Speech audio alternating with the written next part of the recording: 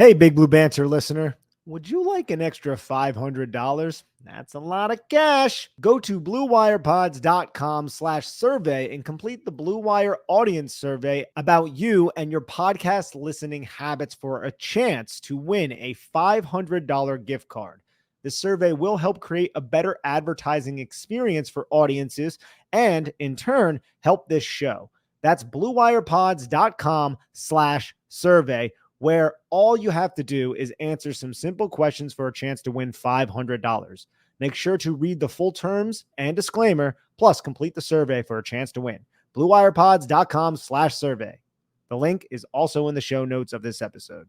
Welcome back. It's the Big Blue Banter, New York Giants football podcast. I'm Dan Schneider, joined as always my co-host Nick Filato. Today we're here to preview the Giants' Week 3 game against the Browns. The Giants entering a must-win territory, and I do want to make amends and apologize. Earlier this week I saw the statistic wrong, Nick. I said there was a 1.7% chance, or 1.7% of teams that start 0-2 make the playoffs. Actually, the number is closer to 12%. So the Giants have about a 1 in 6 chance per historical odds of making the playoffs. So that's 12%. So I think if it goes to 0-3, I don't know the numbers behind that, but I would imagine at 0-3, we're looking at like 1, 2, 3%. It's just a guess at that point. I don't think I remember too many 0-3 teams making the playoffs. So essentially a must-win game for the Giants this week against the Browns, Nick. So how are you feeling going into a must-win game? I don't feel great, Bob, to be honest with you. So I do think the Giants could win this game because the Browns have holes. Like, the Browns are not a great football team. They barely escaped Jacksonville with a victory in that sloshy game. And they did nothing offensively, basically, in the second half of that game. And Jacksonville did nothing basically the entire game, a little bit in the second half on offense. And as Trevor Lawrence said after the game, "We suck right now." That was Trevor Lawrence's quote. And they did. They're terrible on film. 48% of their offensive plays were either stop at the line of scrimmage or negative yards. Like, the Browns defense, they were all over Jacksonville. And it doesn't seem like Jacksonville has quite the identity. So Cleveland was able to take advantage of that. And Dallas rolled Cleveland in week 1. The Browns, they have a stout defense, a young, fast, physical defense. You're going to see a lot of middle of the field closed, and you have Myles Garrett. There's got to be a lot of attention paid to Myles Garrett. They have good complementary pieces on the defensive line around Myles Garrett. Denzel Ward is dealing with an injury. He might be on a pitch count even if he plays. That could be big for the Giants, but I'm scared for the Giants offense. And it's really going to come down to, can the Giants defense shore up at this point? And I'm not sure if they can. Like, Deshaun Watson's very beatable. He's erratic. He has a long windup. He's been an absolute mess in Cleveland since he arrived there. I don't know if it's the worst trade in history, and now that we look down at the Carolina Panthers and the Russell Wilson deal, but it's definitely not looking great for the Deshaun Watson trade and how it's going to be reviewed historically. It just depends on if they're going to show up. And against this Giants defense, which has a lot of issues from a talent standpoint, from a scheme standpoint that we brought up last week as well, I think it's, and then from a communication standpoint, it's going to come down to, can Dexter Lawrence, Brian Burns, and Kayvon Thibodeau win this game for the Giants? And we think of the Browns offensive line, Dan, and we say, oh, the Browns offensive line, they're one of the best offensive lines in the league. They're not really playing like it right now. They didn't play like it against Dallas, and they really didn't play like it against Jacksonville. Aren't they injured on the offensive line? They're beat up on the offensive line. They're injured. I'm not really sure what's going on with Jedrick Wills, but they're holding a lot. Like, I think Ethan Pochik is a good player, but I always felt like the matchup between Dexter Lawrence and Ethan Pochik is one that Lawrence just dominates. They need to put guard help on him. And Joel Bitonio is a good football player, but I look at this matchup and I say, if the Giants can win this game, it's going to be in the trenches defensively. It's just, can Deshaun Watson take advantage of what the Giants can't do defending the pass? And we can get into that throughout this podcast. Yeah, I want to start on the other side of the ball with something you mentioned earlier. Start with personnel and then work our way to the scheme. Biggest problem for the Giants in this game, without a doubt, when you look at this Browns team, is Myles Garrett, their best player on the team by far at this point. So we've seen a lot this season of the Giants essentially using extra players like Theo Johnson and Chris Manhertz, not as much, but Daniel Bellinger, to help the offensive linemen, to help the tackles. With that said, do you think we're going to see a similar game plan against the Browns, or is it going to be, we might finally see some more 11 personnel from this team? No, I think they're going to probably come out with 12. Like, they'll be an 11 more than 50%, but that's low for NFL standards. That's low for National Football League standards. And I think the running back, when they are in 11 personnel, he's going to flare out if it's not 6-man protection, if they are only sending 4. he's going to flare out and he's going to put his shoulder into Myles Garrett. He's going to force Myles Garrett inside, allowing the tackle to not set so deep because he knows he has help from the running back. And that's a way that you can mitigate the risk against a player like Myles Garrett. And Cleveland, look, they're not an uber aggressive team, 25.4% blitz rate right now and a 25.4% pressure rate, which is eighth most in the NFL. So they're getting more pressure than they do blitz. And that's because they have Myles Garrett. They have Zadarius Smith. And these coaching staffs, they know each other. Ken Dorsey, the offensive coordinator for Kevin Stefanski and the Browns, worked under Brian Daboll. Right. Jim Schwartz, we all know Jim Schwartz. He was a senior defensive consultant under Shane Bowen, technically, but I mean, it's kind of above him. I think he was more so.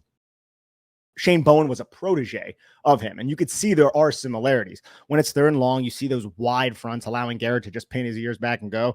From the 2 games I watched this season, I saw a lot more middle of the field close than we've seen from the Giants, meaning there's going to be a lot of cover 3. There's more man coverage, so a lot of cover 1. That defense is talented, has a lot of experienced players who have worked together. So I don't think there's as many communication issues. I did see a communication issue in week 1 against Dallas that led to a Brandon Cooks touchdown. And it was a concept that we've seen Brian Daboll run quite frequently. It's called the double China concept. It was from an empty set. You can also run it from a 3-by-1 where the number 1 and the number 2 receiver, the 2 outer receivers to the field side, they run about 5-yard in routes. And then the number 3 receiver runs a deep corner route over the top of that. And it defeats man coverage. It's meant to isolate the safety typically and gain that number 3 receiver outside leverage. And you can use Wan'Dale Robinson in that role. You can put Hyatt there. You can put Slayton there. You can put Neighbors there, depending on how the defense is playing against Neighbors. But we know Brian Daboll has had that in his arsenal. He used it a lot in 2022. I wrote a piece about it on Big Blue View going into the 2023 season.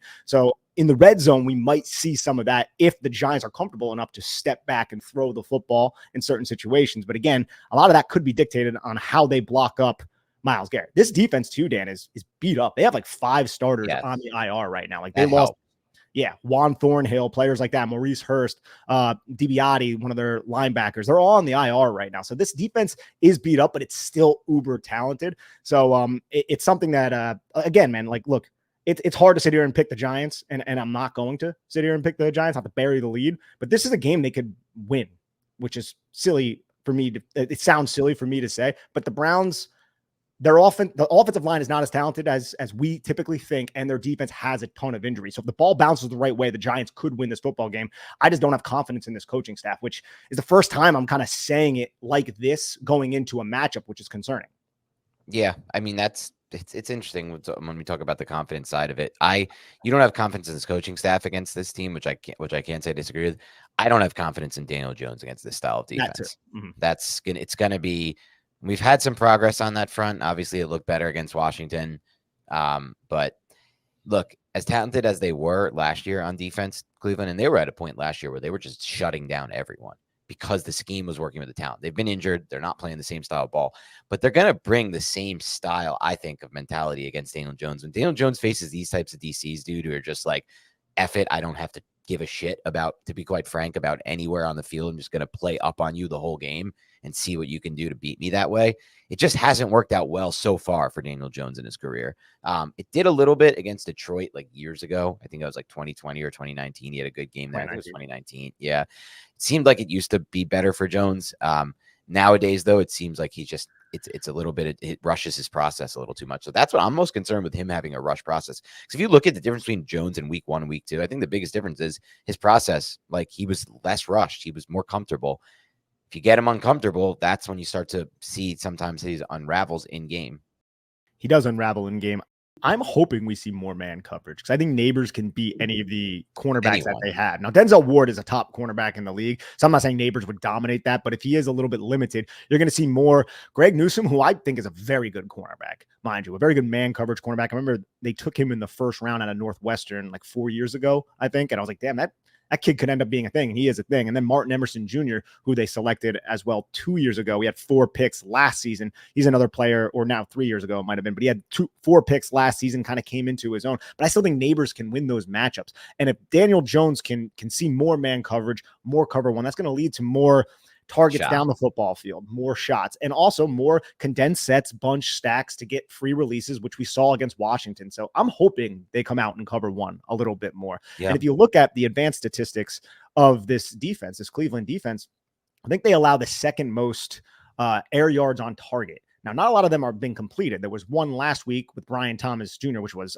just a sick throw and catch. Great It was rep against, by Thomas. oh, great rep by The way Thomas. he subtly pushes off like that one. You know, we always talk, Nick, about like, oh, the receivers always get the edge. It's unfair how it's called, which I agree with. Mm-hmm. That one, I'm like, kudos to the wide receiver. I hope that never gets called. Like he subtly got that push off at the end, like in a perfectly strong way. Longtime listeners of this podcast know I am very sympathetic towards defensive players. I'm very sympathetic towards the defense, but I agree. If you're subtle enough in your push off, there's an art to that. There is a craft to that. If you're like Mike Evans, who, by the way, like I think Mike Evans like first ballot Hall of Famer, so I have such reverence and respect for Mike Evans. But there are times where I see Mike Evans like stiff arm the quarterback. The quarterback's like, he's like 5'10". He's like, bro, are you kidding me, man? This guy's like 6'5". Like, what am I doing here?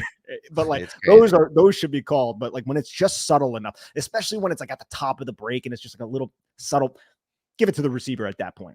But yeah, that was against the cover 3 too. So the middle of the field, there was 2 clear outs from the right side of the field, one deep horizontal cross. I think it was from Christian Kirk, cleared out the safety who bit down on it. And anytime you get that against an outside leverage cornerback, take that shot. And what did we see over the last 2 all 22 reviews on offense for the Giants? It was Malik Neighbors as the number 1 outside the numbers on a deep post. Neither of them were thrown, but each time, and it wasn't against middle of the field closed, it was against quarters. It was against a cover 4 type of defensive structure.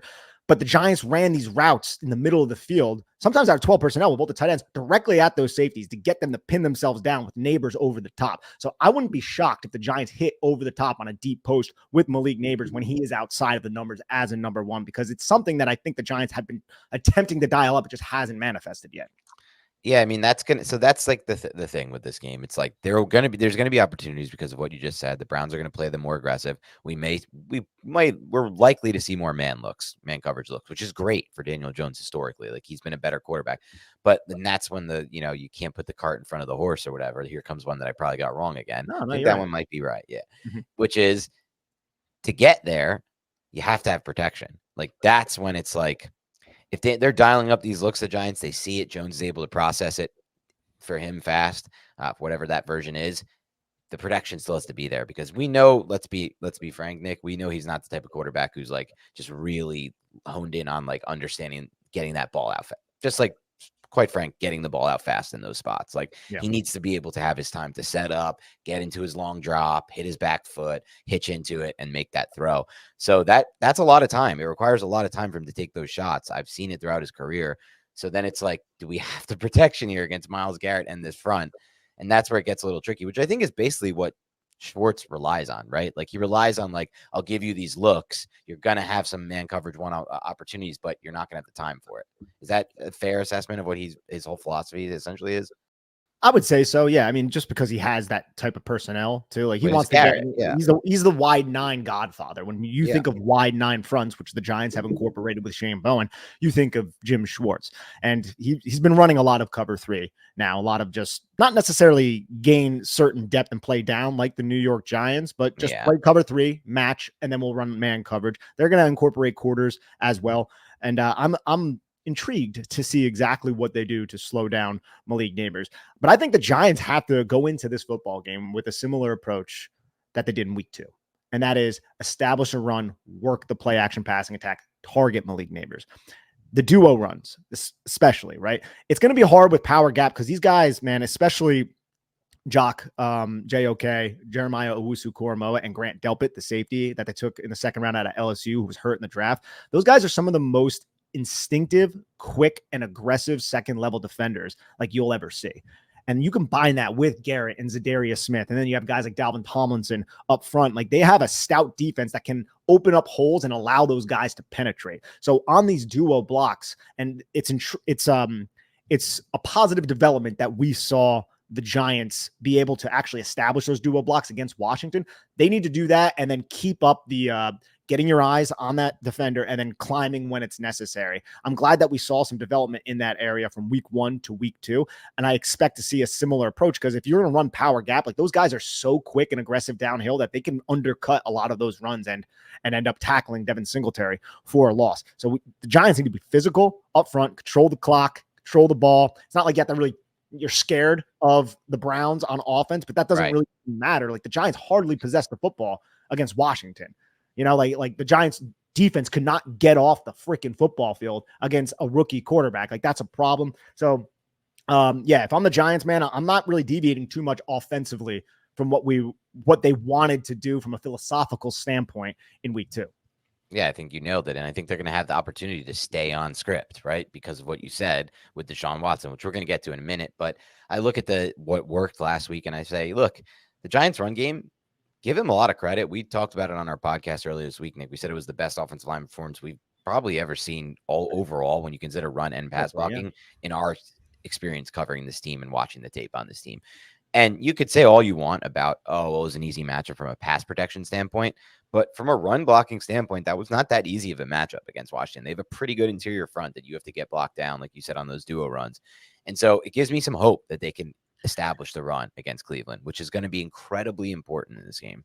I couldn't agree more, man. You nailed it right there, because I love Dalvin Tomlinson. Dalvin Tomlinson has played 24 snaps in each of the game. They're trying to keep a rotation because Maurice Hurst is on the IR now. So you have Quentin Jefferson, Shelby Harris. These are solid football players, but I think if the Giants are playing as cohesively as they played last week, they're going to be able to move those guys a little bit, or at least open holes enough to allow shifty, small Devin Singletary to find some rushing room. So I'm hoping that the Giants stick with that, as I said a little bit earlier.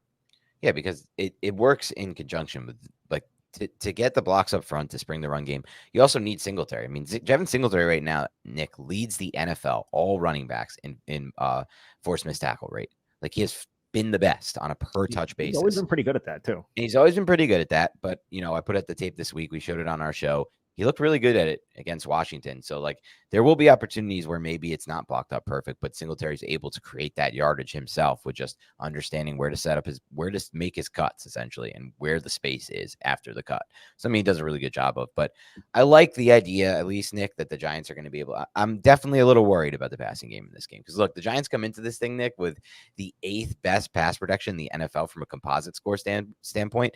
Even if we think that's closer to 10 or 12 or 14, it's better than it's ever been for this team. Like, this pass protection is clear. It should be night and day obvious to anyone who's watching this team. You don't even need the tape. Just whatever you've seen on broadcast. The pass pro has been better. Week 1 wasn't as good as week 2, but week 1 was still pretty good. It was just a rattled quarterback who kind of made it look a little bit worse, a lot worse than it was. So the key for me is just not getting this quarterback rattled in this game. So the way to do that, I think, is just establish the run.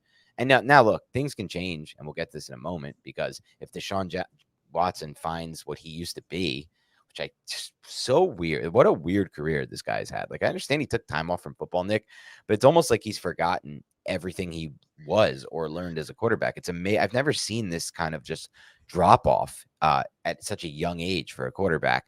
I know he missed time, but like, that doesn't fully explain what's happened. So let's go to that side of the ball, because Giants defense was putrid last week against a rookie quarterback and what I thought was a pretty middling to bad play caller.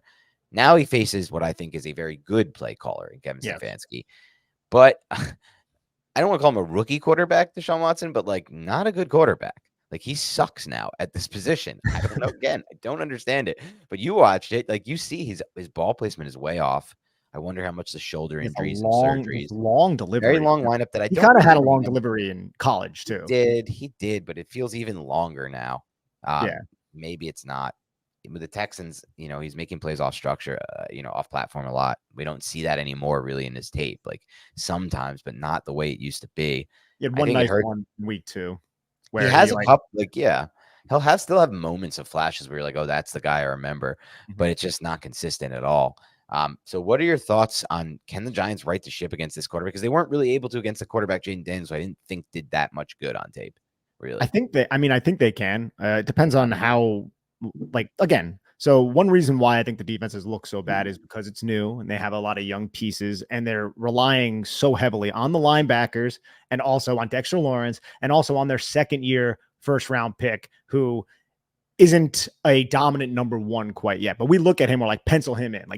I love Deonte Banks. I think he's a baller. I think he's a very good football player, but who's behind him right now? Like, Nick McLeod is still dealing with his knee injury. And then you're looking at 28 out there, like Cordell Flott. Again, he shouldn't be out on the football field, and you have to put him out there. Drew Phillips is balling out of his mind so far in his rookie season. It's going to come down to stopping the run. The Giants surrendered like over 200 yards on the ground against Washington. They got torn to shreds against Washington. And some of that was execution. Some of that was good pre-snap motion, displacing the linebackers by Cliff Kingsbury and Washington's offense, and just the threat of Jaden Daniels' legs as well. Deshaun Watson doesn't necessarily have that. So the Giants need to stop Foreman, who was their number one running back last week. He was out there on the first drive, and it seemed to me that they wanted to have a ground and pound type of approach. And Njoku was not there, and there was more big tight end. They used the H-back position, which is typically a tight end. They brought in their third tackle and had him in motion as a lead blocker. There were a couple where the tight end was just an extra tackle. So they want to run the football, and they're probably looking at the tape saying, Giants can't really stop the run. So whenever 97 is not out there, they're probably going to run it right down the New York Giants' throat. But when 97 is out there, they're still going to attempt to run the football. And they're going to incorporate different types of runs, whether it be zones, power gap, things like that. They had a nice little end around Jerry Jeudy last week. So I think it all starts at that. Stop the damn run and force Deshaun Watson to beat you. Right.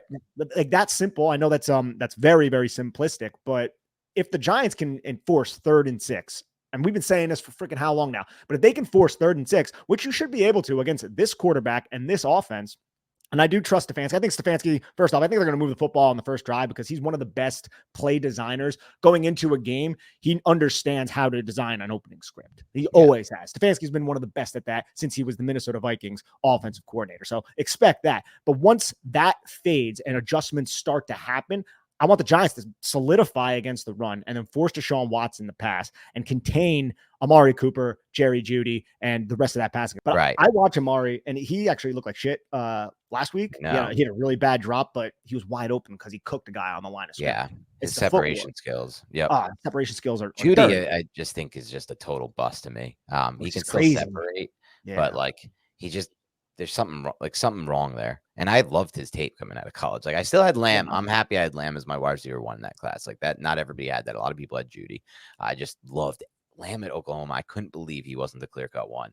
But Jeudy, I thought was going to be right there with him. Like I thought it was a good pick. Like I didn't really think this would happen to his career. And now they're like, we should be looking at this wide receiver core with reverence, right? Jeudy, Elijah Moore, a player we both loved on tape, who just hasn't been what we expected he would be at the NFL level. Amari Cooper, they have like Cedric Tillman on this roster. Remember Tillman, like our boy, like they got guys on this roster at wide receiver. They've really invested so heavily at the position, but they don't have a passing attack because their quarterback sucks. And this is just like, it's like the Browns are like a microcosm of what we've been saying on this podcast for 5 years about everything in the passing game does revolve around the quarterback, even if people don't want to acknowledge it. And that's why this passing game sucks. And that's why it's beatable for the Giants. The question is, like you said, are they going to be able to shut down the run first and shut down the quick passing that they weren't able to shut down first? So they have to put Deshaun in these tough spots that he hasn't been put in, or that he has been put in, but like the Giants haven't necessarily put the quarterbacks in the first 2 weeks. And that's the question that we're going to have to figure out. It's a beat up O-line. They should be able to. I also just think this running game is just not the same without Nick Chubb. I know it's also the injuries on the O-line, but it's just everything looks different from when I've watched the Browns without Chubb. And that's kudos to him making a more of an impact, a running back making more of an impact than we think. I just think he's such a unique runner, and he's so good at understanding where to set up his blocks and really running in this specific system that I'm not so sure Foreman is or Ford is for this system. So I think that helps the Giants. They're going to have a leg up in stopping the run. They're going to be able to go against a beat up O-line, a quarterback who just does not have it anymore. This is, like you said, this is it. Like this is the game where the Giants defense has to break out and win the game for the team.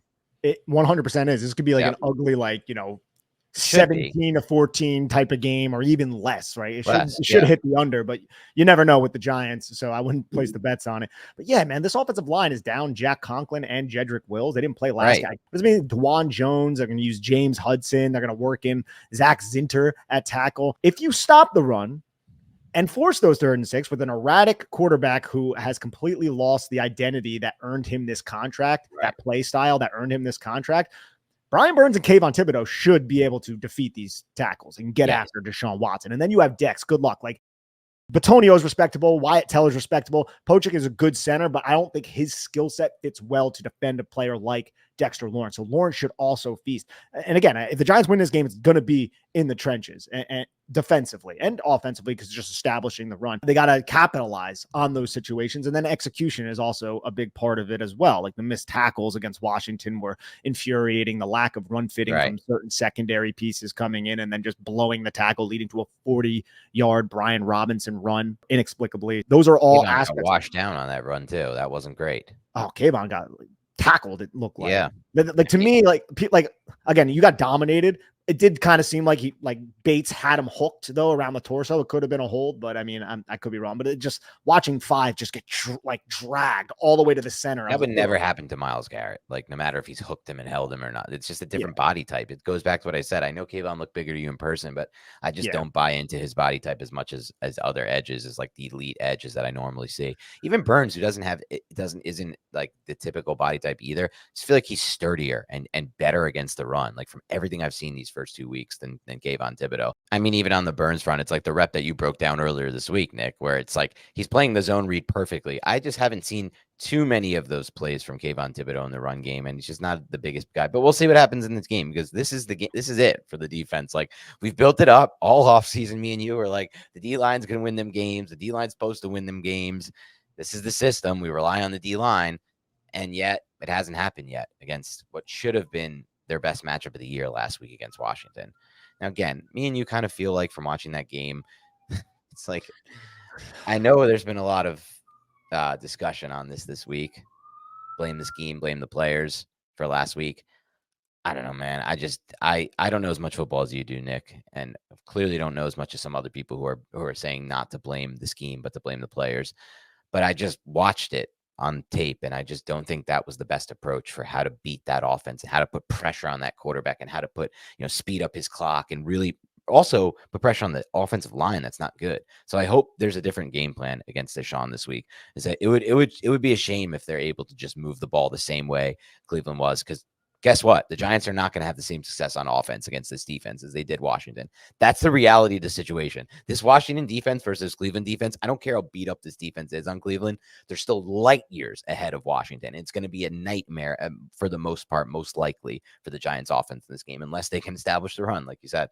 Yeah, establish the run and some certain adjustments that you want to see throughout the game. And it's not like Bowen didn't adjust against Washington. Yeah. It's just the adjustments were still being exploited, and they were. It was worse. He adjusted, and then he got by Cliff Kingsbury, who was able to adjust off of what they were adjusting to. Like that was the issue. And there was like, look, I know like the people going back and forth on Twitter about it. To me, it's like to say that was definitely the great game plan is just like, come on, like. I'm not sitting here throwing Shane Bowen under the bus saying he needs to be fired. I understand what this man is working with the secondary and some of the dearth of talent at certain important, crucial parts of this defense. I just think it's him sticking to his system per se. Yes. And that against that coordinator did not work. And that was very evident on the first drive.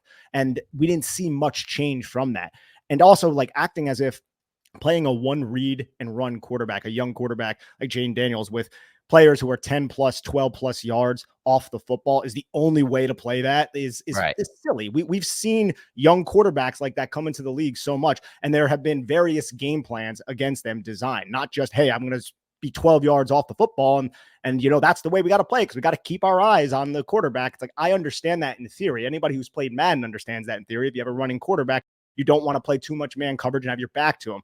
From a theory standpoint, yeah, I get that, but that is such a simple way to look at it. There is so much more to playing the sport of football than that. You just said it best. You said that we're not going to see all man coverage from Cleveland and Jim Schwartz, but that doesn't mean that they're going to be playing 10 yards off the ball. There's different ways to play different coverages without having your corners and linebackers so far off the ball, your second and third level. Like that to me. And it was also just like how the RPO game was just like screwing the Giants line. Like again, the linebackers, people don't give Bobby Okereke or Micah McFadden shit because those guys have so much on their freaking plate. What they have to do, you just align in 3-by-1 set. It kicks one of them out. You bring somebody else in motion, and then it's just the defensive line because the middle of the field is wide open. And I just feel like, and Okereke talked about it earlier this week, basically saying like, I gotta have to do my job and then somebody else's job. That's not just because of personnel. It is because of personnel, but it's also because there is just so much that's expected of them in this scheme when they so much what?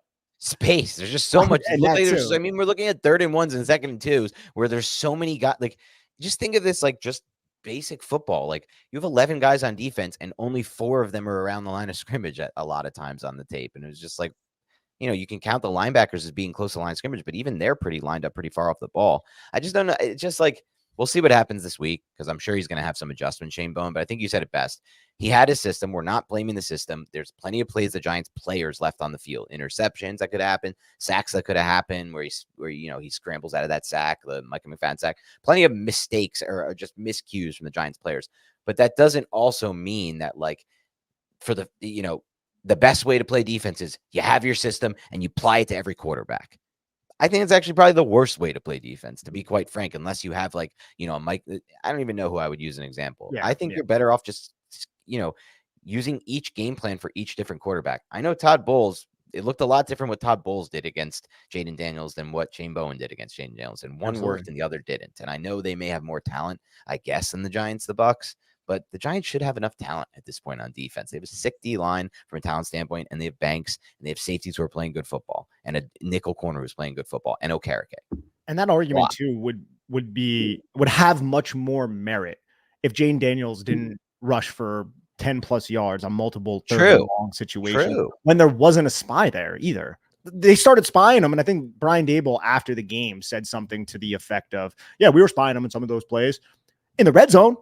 But not at midfield when he picked up 10 yards and a first down, when you could have forced, I don't know, a novel thing, a punt, maybe. Like, come on, like saying the scheme isn't an issue in that game is, I think, disregarding the reality that it actually had a part in this.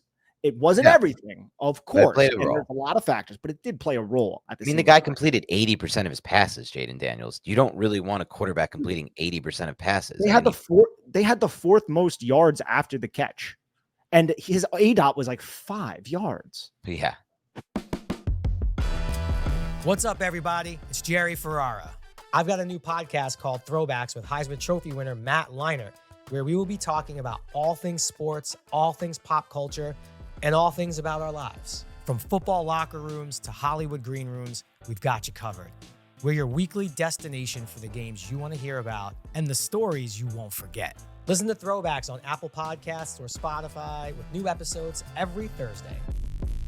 What's up, big Blue Banter listeners? I love a great deal as much as the next guy, but I'm not going to crawl through a bed of hot coals just to save a few bucks. It has to be easy. No hoops, no BS. So when Mint Mobile said it was easy to get wireless for $15 a month with the purchase of a 3-month plan, I called them on it.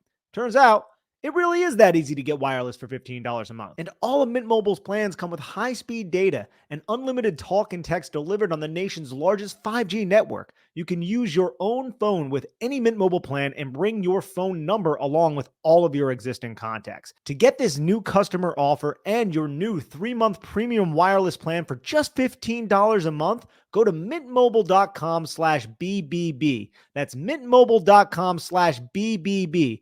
Cut your wireless bill to $15 a month at mintmobile.com/BBB. $45 upfront payment required, equivalent to $15 a month. New customers on first 3-month plan only. Speed slower above 40 gigabytes on unlimited plan. Additional taxes, fees, and restrictions apply. See Mint Mobile for details. All right, guys, it's the best time of year. Football is back. We're talking NFL Sundays, college football Saturdays, and that glorious grind of fantasy football lineups. This is where your inner GM comes alive, setting the perfect fantasy roster, screaming at your television, and making last-minute waiver moves that either make you a hero or the guy everyone ridicules in the group chat. But listen, while you're over here making sure your fantasy team is dialed in, don't let your personal grooming become the guy that gets left on the bench. Let's be honest, nobody wants to fumble their grooming routine. That's where Manscaped's Performance Package 5.0 Ultra comes in, acting as your all-in-one grooming playbook. From keeping things sharp down below with the Lawnmower 5.0 Ultra to taking care of those rogue nose and ear hairs with the Weed Whacker 2.0, this is the lineup that'll keep you looking and feeling like a champ, on and off the field. Join the over 10 million men worldwide who trust Manscaped and get ready for kickoff by heading over to manscaped.com. Use the code BIGBLUE for 20% off plus free shipping. Trust me, you'll be drafting the real MVP of the grooming season. This is an excellent deal for you and your little friends down there. Get 20% off plus free shipping with the code BIGBLUE at manscaped.com. That's 20% off plus free shipping with the code BIGBLUE at manscaped.com. Stay on top of your grooming game and be ready for anything the season throws your way. We've covered both sides of the ball pretty well here. We know what the game plan is. The Giants have to I want to establish bring the run. one more thing on offense, if we can go back to that for a little bit. Yes. I think the Giants could go to maybe a little bit more RPO to slow down the aggressive nature of Delpit and Jeremiah Owusu-Koramoah. Possibly even, like, you don't want to really make Myles Garrett. You could try to make Myles Garrett the read defender. It's risky because he is very instinctive. You don't want that. But I think that's something maybe they could, that we've seen successfully employed by Brian Daboll in the past, that we didn't see a ton in these first 2 weeks. And I saw Trevor Lawrence try it. Some moderate success, but Daniel Jones, I think, has been a better quarterback at discerning when to tuck it, when to throw it. If there's one thing Daniel Jones does pretty well, it's that. Like, think about like 2022 when they ran much more RPO. Did we really complain much about Daniel Jones making the wrong decision in those situations? No. He did it so much in college. That was David Cutcliffe's a lot of RPO.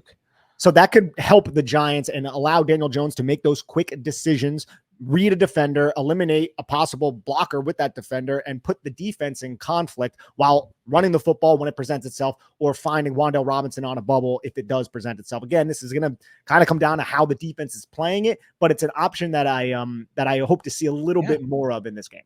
I think it's a great point. And I'll say this on that note, maybe not for this game, but just overall.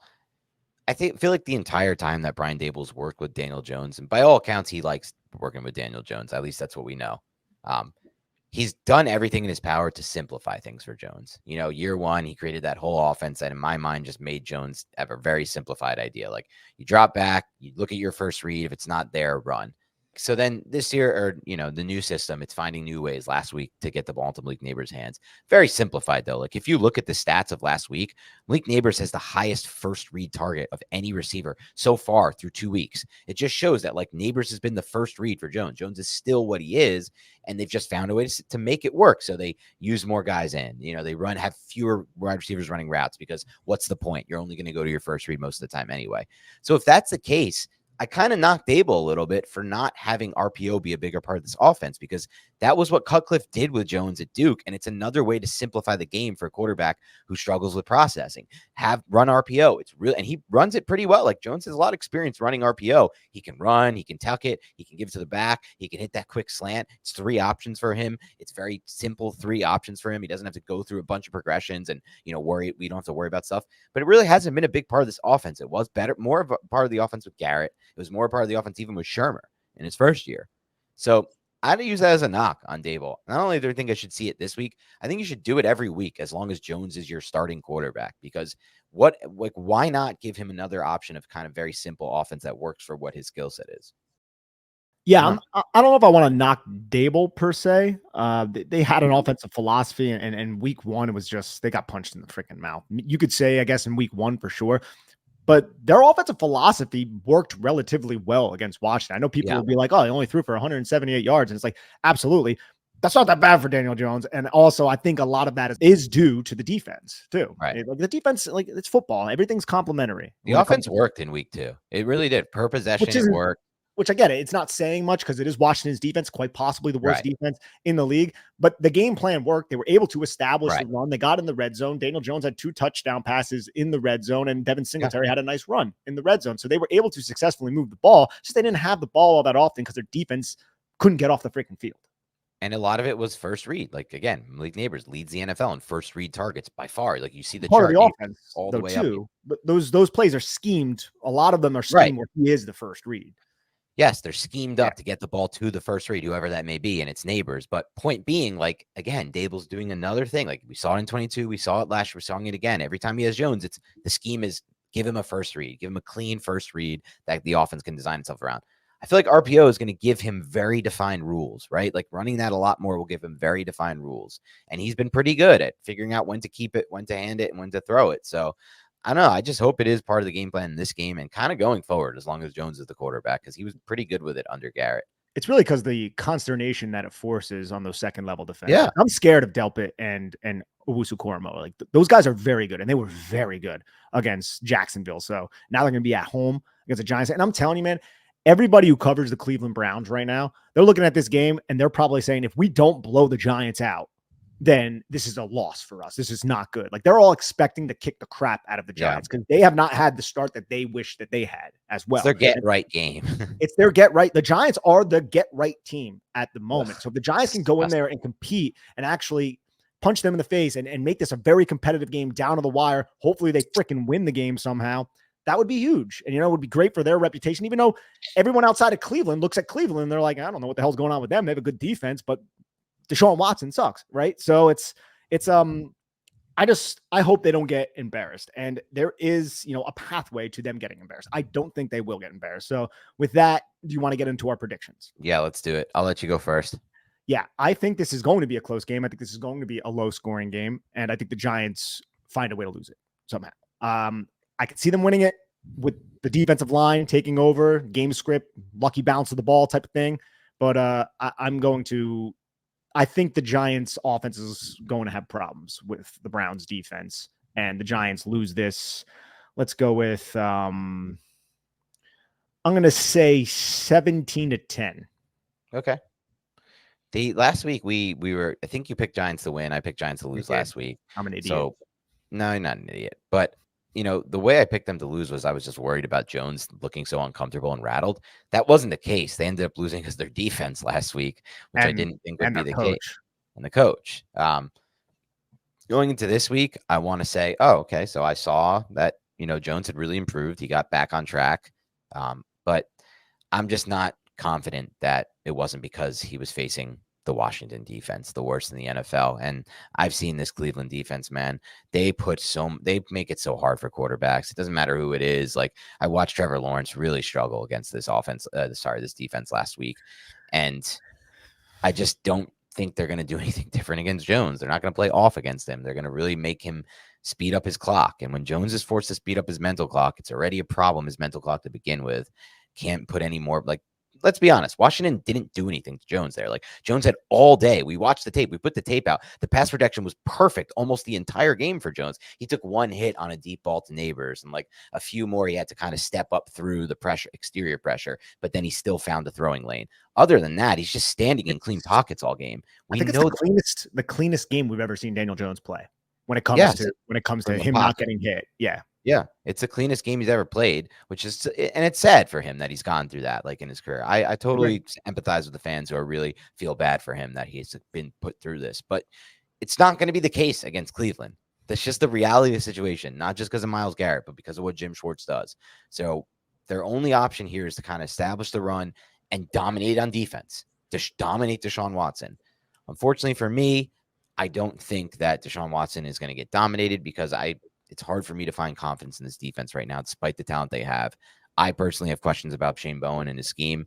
I look back and I'm not even sure what role we talked all about. Oh my God, you remember this Titans defense in 2021? I'm not even sold on the role that he played. It might've just been Vrabel's defense, to be quite frank, and Vrabel running that show. I remember talking to somebody about the Titans and they had the other opinion. Somebody who covered the Titans. They said that Shane Bowen was the up and comer and Vrabel was kind of holding him back, and Bowen was actually the defensive coordinator in 2020, but it was Vrabel, I think, had the title. And then in 2021, they announced it and they had good personnel. And look, man, things could stabilize. It's still very early. And I think this is a true test for Shane Bowen. Now, they have huge yards picked up and there is overt mistakes. Cordell Flock gets burnt. DJ Davidson gets buried in the deck, leading to a 30-yard rush. We can look at that and be like, that's not on Bowen. If we see necessary adjustments, and we can come to that conclusion through the all 22 tape, and we'll report that to the listeners, of course. But if Stefanski is using pre-snap motion, if he is getting the defense going one way and hitting in the other way, and you just see the defense rattled and guys catching the football and there's 20 yards of separation between them and the next freaking New York Giant, that's when I'm going to start being really freaking concerned. Okay. With the scheme. Yeah.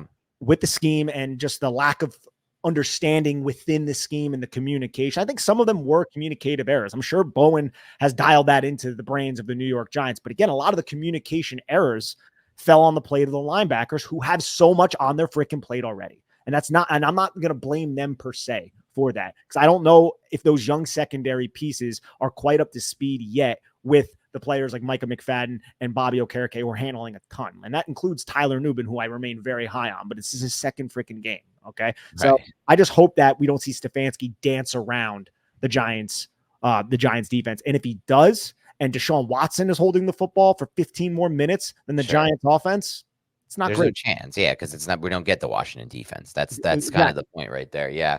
And I also have a lot of reverence and respect for Stefanski as a play caller. So unfortunately, I think this is going to be an ugly one for the Giants. I think it's going to get out of hand. Potentially a pick six from Jones, potentially a fumble six or something like that. I think Deshaun will move it decently against this defense just because like you said, I just trust Stefanski. I don't trust Bowen right now. I don't do these often, but you have to call a spade, and you have to just say what you're feeling going into a game. And I think it's going to be like 30-13 Browns in this game. Yeah, unfortunately, with some late touchdowns though. Like it's not going to be like a blowout from the start. It's just going to be like a game where the Giants are kind of in it for a while, and then it gets really out of hand. That's kind of what I see happening. People on the sideline, Giants players on the sideline, just looking absolutely dejected. Could be like that, man. And it's bad because if it gets to 0-3 with a blowout loss, it's going to be different than getting to 0-3 with a close loss, because a blowout loss starts to really open wounds, and it starts to really turn into, what you're getting from the New York media, from the beat writers after that. You're getting a lot of Fire Dable comments, a lot of Fire Dable articles, questions to Dable, where he's going to have these long stares at reporters and freak out and say the stuff he's going to say. If it's close game, it won't be like that. It still will, but not to the extent of they're going for his head. If they get blown out in this game, the Giants, they're gunning for Dable's head. And not only that, if they get blown out in this game, that's when the Jones questions will immediately start. Just immediate at that point. And rightfully so. No offense to Jones, but he's got an injury guarantee. Once the Giants are out of the playoffs, he should not be playing this year. It's a fact of the matter of the situation. If the Giants are eliminated from playoff contention, there's just no upside to playing Daniel Jones with his injury history and the $25 million or whatever it is that you'd have to put on the cap next year if he gets hurt again. There's no more figuring it out, finding it out, developing this guy. They're 0-2. They lost to Washington. It wasn't his fault, but I mean, he also completed 57% of his passes and didn't. I think shout out to Authentic for the stat. 90% of his completions were 6 yards, air yards or shorter. Guys, we can have a reality check on what'd you say? Against the worst defense in the NFL. Yeah. So if he gets blown out by Cleveland and can't move the ball and looks awful like week one, it's just we're getting to the point where what's the point of this at that point? And I hate to add this negative cherry on top to substantiate your claim. It's our life right now. No, I know, but the Giants play Thursday night football, and typically these road teams against Dallas, these teams that are on the road, and then have to travel back home and prepare for a division rival, a huge game against the Dallas Cowboys this early in the season.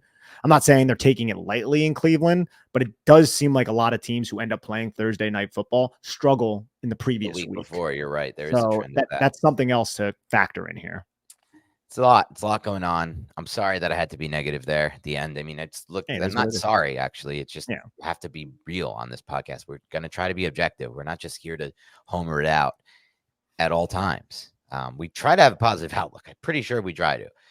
I'll be honest, I know we do, Nick, because I know neither of us were really sold on that Jones contract, and we look for the positives. And we said, look, he did take, and it's real. He took steps in 2022, pocket management wise. He started to look better. He made great throws in the play. It was fair to assume that they're signing him on a projection, and maybe everything that happened in his past didn't matter, and he's just a new quarterback.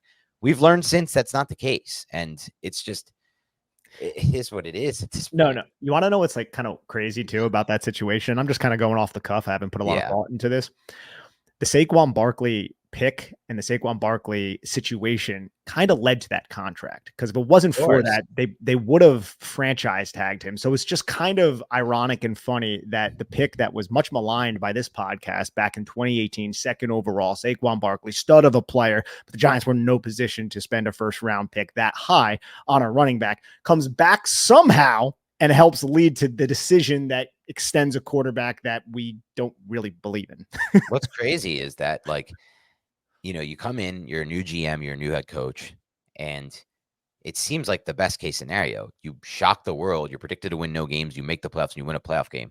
But what's crazy is the irony of it is if things spiral this year, it's going to end up being the reason that both of them get fired. I know, because they otherwise would have been able to move on from this earlier. The whole core that they had in 2022, which clearly wasn't a long-term vision or like a long-term beacon of success, and maybe they would have been at a different point. It's interesting when we get to the point we're going to get to, Nick. You're going to hear some crazy opinions out of me because I'm going to be on team.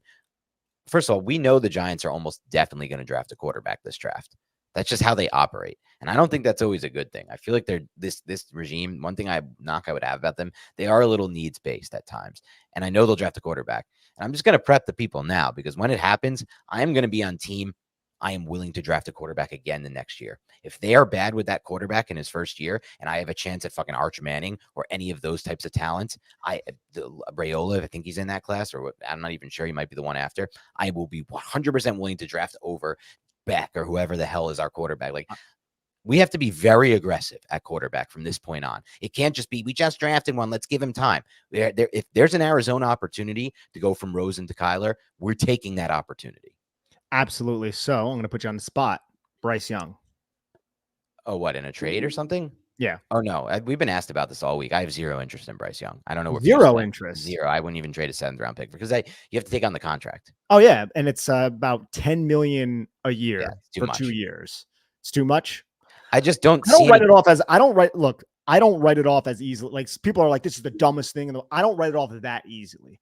I know it would only cost like a 7. I don't think it, like, financially, if you can make it work, he would be like that, like a Justin Fields type of swing. See if you could salvage anything. And I was never really the biggest Bryce Young guy because I don't like short, light quarterbacks. Yeah. But this was somebody who was not the consensus, but almost the consensus #1 overall pick in 2023. He is somebody who has a lot of tape to say and suggest that he has a lot of talent. And he went to the stone worst situation, the stone worst organization in the Carolina Panthers.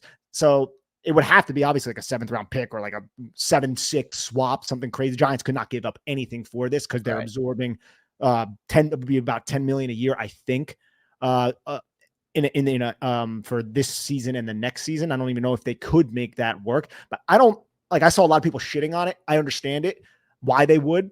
I don't think it's the craziest thing because right now, as the Giants, we are in the mode where it's like, I am going to take those swings at quarterback and see if I can find something. I think that's where we're at because we were against that in the draft.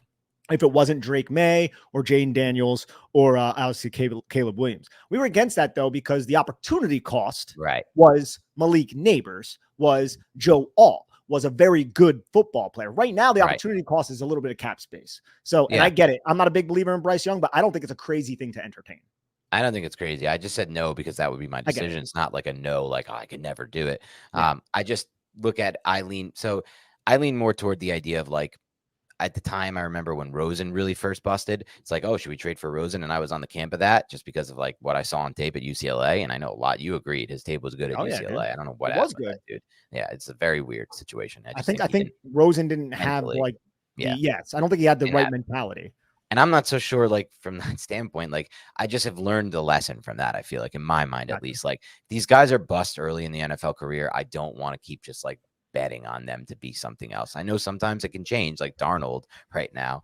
Darnold and Baker, and both of them were there at one point, looking like shit. But Darnold and Baker, first of all, has way better arm talent, in my opinion, than Bryce Young. I think it's underrated arm talent. And so does Darnold. So, like, Darnold has size. Baker doesn't have the size, but Darnold has size. Yeah. So, like, even Baker has better size than Bryce Young, though. Like, Bryce Young has, like, debilitating size for the NFL. Bryce Young is, like, your size. Yeah. Like, skinnier, maybe. Oh yeah, dude, he's very small, and it is kind of crazy. And you know what? It sucks for shorter people.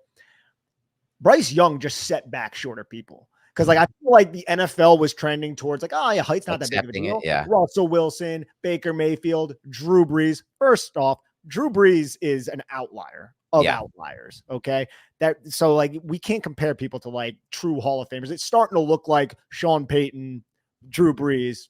Sean Payton was much more riding the coattails of Drew Brees rather than. It's going to happen with all these Hall of Famers. We're seeing with Brady, Belichick. It's like, Belichick's a stud, though. The Brady Belichick's a stud. Belichick's a stud, but like at the same time, he's not stud enough to win without Brady, which is just shows like. And I agree, he's a stud. That's not my point. My point isn't like, oh, Belichick was riding Brady's coattails. My point is like, how much more evidence do we need that quarterback's everything in this league and that a quarterback will change your whole franchise and your whole team? Like, how do we have millions of examples and we still have fans arguing against this? Like, Jesus Christ, at some point, just read the tea leaves of the situation. If you could find one of these dudes, everything freaking changes for your franchise and everything changes around this player. Like, you can even make careers of coaches out of this stuff. I love the evolution of the NFL too, because Peyton Manning, what was that, 2013 when he went to Denver?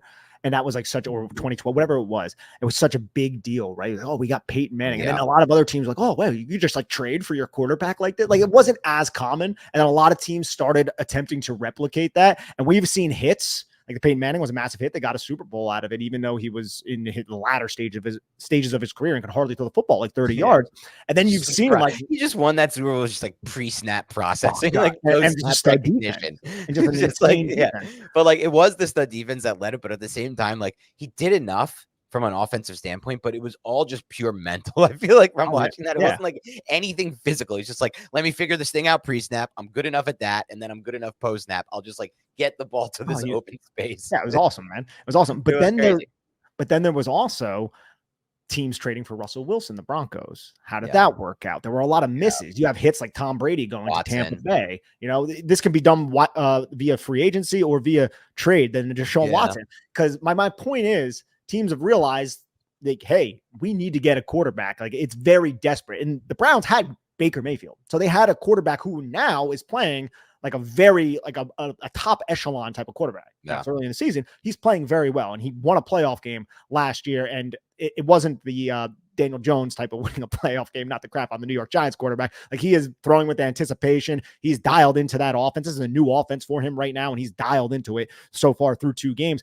But the Browns were like, we need to trade and get our guy. Deshaun Watson is our guy. Deshaun Watson had like 20 sexual misconducts on his resume. Like, there was so much going on, but they were that desperate to still get the quarterback, Dan. I know. And it blew up in the face. But my point is, they're risking it to get somebody despite all the noise around them. Like, it just goes to show you that all of these general managers understand how important it is to get that damn quarterback. And now the Cowboys, they understood too, and they gave Dak Prescott the contract right before week 1 because it looked like he was part of ways. Yeah, and that to me speaks to something a little bit different. Not the Deshaun one, maybe the Dak one, which is just like, it's so hard to get even to this baseline level that if we have this baseline level, the player like Dak, we can't even afford to lose it. But to my point, like, if you have the opportunity to get that next level talent, and that's what I think it's when this comes in, then I think you throw out everything. You throw out opportunity costs, you throw out what you just did. And that could be the case for the Giants in 2025 and 2026, because they're going to draft a quarterback round 1 in 2025. I'm almost sure of it. If Shane gets another year, that's like his year. And I hope that he has the wherewithal to understand that if he gets presented, if the Giants are bad in that first year with that quarterback in 2025, and it doesn't matter how good he looks. Remember Jones, I had 24 TDs my rookie year despite having a negative EPA and basically piling them all up against 3 bad defenses. And like, we can't even consider moving on to Justin Herbert. We can't even consider drafting Justin Herbert in this class. We have Jones. He looked pretty good. I'm saying I'm going to be strongly in the opposite camp of I don't care how good that guy looks. If I don't see like elite type of upside from that guy, and quite frankly, in this current 2025 class, Nick, I don't really see any quarterback with elite type of upside. Maybe that'll change, but it seems unlikely to me. I don't like, yes, people emerge, but like not to that extent, not to the elite upside. And I look at that 2026 class. I just saw one game of Arch Manning, and people are just like, you're crazy, man. You're just basing this off of one game against UTSA. I'm like, no, I'm not, dude. I'm basing it off of the traits that he put on display in that game. He is a huge freaking quarterback who can run and then drops like dime touch passes with trajectory that's perfectly layers throws, and has arm talent. Like arm strength, layers throws, big. Obviously, you know he's going to be a good processor. Has played the position his whole life, understands the position, and can run. Like that, if the Giants have an opportunity at that type of prospect, I don't give a F how good the rookie is they draft. I will take that quarterback, and this is what I'm just giving a little preview of what's going to happen on this podcast. I will take that Arch type prospect, and I will trade the other guy. I don't care if I get a 2 or 3. I don't give a F. I don't care what I missed out on by not taking the receiver or whatever it was the draft before. Get me that talent at quarterback. Find a way to get me the Stroud, the Burrow, the Arch, the guys that change your whole fandom. Stroud has changed the whole fandom for the Texans in 1 year. Burrow has changed the whole fandom for the Bengals. These guys change everything for you. Fast, too. They do it fast, the real talent. So, and I'm not so sure 2025 class is going to have that, to be honest. I absolutely love the fact that you brought that up. And it also goes to show, man, like, fortune favors the bold. Because remember when the No. Texans drafted CJ Stroud and then they traded up to 3 and everyone was like, why would you do that? You guys are going to suck this year. But they wanted to get that defensive piece who was going to be the face of their defense. And he is. Will Anderson. And I remember saying I kind of like that, man. Like, you have gumption. You want that guy. That's your dude. Go and get him, man. And I'm glad that it's working out for Houston because they showed, cojones, man. They showed it, dude. And they were like, this is what we're going to do. We're going to build this identity and we're going to change the Houston Texans around from the absolute tire fire that they have been. Even when they had Deshaun Watson and they were going to playoffs, there was still a lot of stuff going on with Jack Easterby and Bill O'Brien. It was a weird situation. And now they have this identity with CJ Stroud on his rookie contract. Good for them, man. Hell yeah. I'm with you on that one, Nick. And hopefully the Giants can do that at some point as well and be that team that makes that step forward with that transcending talent. But for now, we're a team that's just hoping to win one game this week against against the Cleveland Browns after that Washington Commanders loss. Get it to 1-2, put something back on, show us something we've never seen, Jones, this game, against a tough defense. Essentially, we've really never seen. Have we seen him really have an amazing game against a really good defense in his career, Jones? I'm forgetting really one. Good defense. I hate the fact that we're not coming up with one right now. I'm talking about like a great game from Jones individually against a great defense. That's what I would consider Cleveland to be, a borderline great defense. I don't know if he's done it ever in his career. I don't think so either, which sucks. So hopefully, I'm not trying to discredit the guy. It's just like, maybe he did it against Dallas. Did he have any good games against Dallas? Maybe one time. I don't know. At some point, maybe he's had a really good. I mean, the guy hasn't had a lot of really good games anyway. So it is what it is. But like, look, hopefully he can do it this week, Nick. Hopefully he can do it against Cleveland. I don't know. We're at this point, man. It's all about hope. I don't know. It's a weird spot. This is the weirdest place we've ever been at as a podcast, and obviously as a fan base.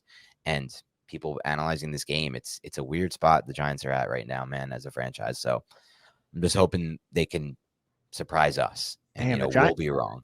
Daniel Jones hasn't completed 60% of his passes against Dallas, or more than 60% of his passes against Dallas since 2021. Yeah, he's had a rough time against Dallas. That was a 2020 season, actually, because it was January 3rd. Yeah, but I'm sure it wasn't like a 3-touchdown game or like a 280 or anything. That those don't happen a lot. No, I think the most passing yards ever had against Dallas was 229 yards back. It was that game. He had 2 touchdowns. Was that a blowout, though? Was that the game that against Andy Dalton that the Giants won? I don't know. We're spiraling here. We got an Sudfeld week, though, against Washington. We got to get out of here, going to the playoffs. Yeah, Heineke. Yeah, we're spiraling. We're just talking. This has turned from a preview into just like a vent session for Nick and I, and for hopefully other Giants fans who are trying to feel something with this team again. That's where we're at. Thank you for tuning in. Appreciate your support. We're still going to break down tape. We're still going to you're going to get to see all these young players. And hopefully they can actually play good football at some point and play up to the talent that's on this roster. Is actual talent on this roster. The coaches have to figure it out. That's it. Have a great rest of your week, and we'll talk to you soon.